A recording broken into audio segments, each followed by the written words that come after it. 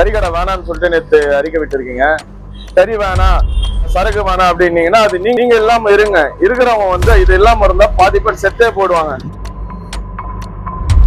இங்க அரசியலுக்காக சில ஏதாவது ஒரு கலவரத்தை உருவாக்கணும்னு பாக்குறாங்க. இந்த மாதிரி தவறான பிரச்சாரம் பண்ணி மக்கள்கிட்ட ஒரு வேற்றுமையை உண்டாக்குறதுக்காக முயற்சி பண்றாங்க. என் பேர் அஸ்லாம்ங்க. நானும் கறிக்கடை தான் வச்சிருக்கேன். கறிக்கடை வேணான்னு சொல்லிட்டு நேற்று அறிக்கை விட்டுருக்கீங்க. திருவண்ணாமலை ஆன்மீக பூமியா தான் இருக்கு. இது வரைக்கும் இல்லாமலாம் ஒண்ணும் இல்லை. நல்ல நாள் கெட்ட நாள் எல்லா நாளுமே எல்லாருமே வராங்க, எல்லாருமே போறாங்க. வெளியூர் மக்கள் வராங்க, வெளியூர் மக்கள் போறாங்க. இவங்க மத்தியில நாங்களும் கடை வச்சுட்டு தான் இருக்கோம். எல்லாருமே சாப்பிட்டுன்னு தான் இருக்காங்க. நல்ல நாள் கெட்ட நாள் வரும்போது ஒரு பௌர்ணமி டைம்லயோ இல்ல ஒரு சித்ரா பௌர்ணமி டைம்லயோ இந்த மாதிரி டைம்ல நாங்களே எங்க கறி கடைகளை லீவ் விட்டுருவோம். ஏன்னா கிரிவல பாதையை பொறுத்த வரைக்கும் இறைச்சி கடை கிரிவல பக்தர்கள் வரும்போது அவங்களுக்கு இடையூறு இல்லாத மாதிரி நாங்களும் லீவ் விட்டுருவோம். சரிங்களா? இது சாப்பிட வேணாம், கறிக்கடை மொத்தமாவே இருக்கக்கூடாதுன்னா இது சாத்தியமா என்னன்றது எங்களுக்கு தெரியல. நாங்க சாப்பிட்டு தான் இருக்கோம், எங்களை தேடி வரவங்களும் சாப்பிட்டு தான் இருக்காங்க. அதே மாதிரி ஒயின் ஷாப் இருக்க வேணான்றீங்க.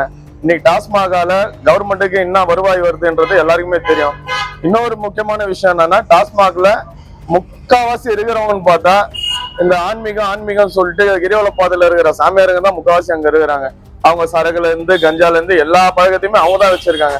உங்களுக்கு வேணாம், உங்களுடைய அரசியலுக்காக கறி வேணாம், மற்றபடி சரக்கு வேணாம் அப்படின்னீங்கன்னா அது நீங்க இல்லாம இருங்க. இருக்கிறவங்க இது இல்லாம இருந்தா பாதி பேர் செத்தே போடுவாங்க. அதனால மத்தவங்களுக்கு நீங்க ஆர்டர் போடாதீங்க. விருப்பப்பட்டவங்க சாப்பிட்றாங்க, விருப்பம் இல்லாதவங்க சாப்பிட்றது இல்லை. நீங்க சாப்பிட்றது இல்லைன்றதால எல்லாருமே சாப்பிட வேணாம்னு சொல்லாதீங்க. எங்கேயுமே கறிக்கடை கிடையாது. அன்றைய முதல் இன்று வரையும் யாரும் முஸ்லீமோ அல்லது இந்துக்களோ சமமாக இருக்கிறோம். மாமா மச்சான் முறையில் நாங்கள் பழகிறோம். கார்த்திகை தீபம், சித்திரை பௌர்ணமி அன்று நாங்கள் கடை விடுமுறை விட்டு விடுகிறோம். இது இப்பொழுது கலவரமாக உண்டாக்கி கொண்டிருக்கிறார்கள். இதை வன்மையாக கண்டிக்கின்றோம்.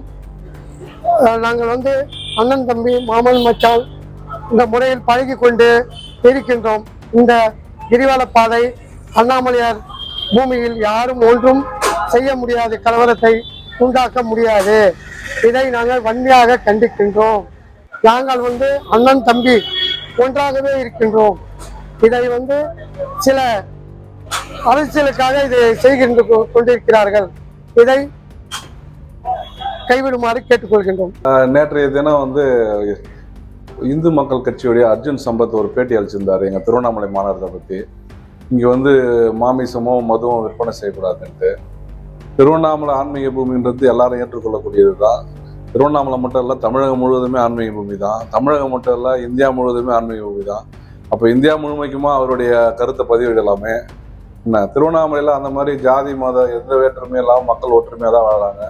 பௌர்ணமி நாங்களே எல்லா கடையுமே அவங்க சொல்லாமலே அவங்க கடையை மூடிட்டு மதுவும் வைக்கிறது கிடையாது, மாமிசமும் இது பண்ணுறதுல மக்களே அதை அவாய்ட் பண்ணிட்டு போயிடுவாங்க. இவர் புதுசாக ஒரு கொள்கையை பரப்புறோம், எதை பண்ணுறாரு, மத பிரச்சாரம் பண்ணுற மேலே அந்த மாதிரியான ஆட்களுக்கு இங்கே திருவண்ணாமலை இடம் கிடையாது. தமிழ்நாட்டிலேயே இடம் கிடையாது. இவங்க மீண்டும் இந்த மாதிரி தவறான பிரச்சாரம் பண்ணி மக்கள்கிட்ட ஒரு வேற்றுமையை உண்டாக்குறதுக்காக முயற்சி பண்றாங்க. அது எந்த காலத்திலையும் யாரும் செவி சாய்க்க மாட்டாங்கன்றத நாங்கள் எங்க கருத்தா தெரிவிச்சுக்கிறோம். இங்க இந்து முஸ்லீம் கிறிஸ்டின் எல்லாருமே ஒன்னாதான் இருக்கிறோம். இதுல இந்து முஸ்லீம் கிறிஸ்டின் 3 பேருமே எல்லாருமே ஒன்னாதான் இருக்கிறோம். இன்னும் நிறைய மாநிலத்துல இருந்து இருக்கவங்களும் இருக்கிறாங்க, எல்லாம் ஒன்னாதான் இருக்கிறாங்க.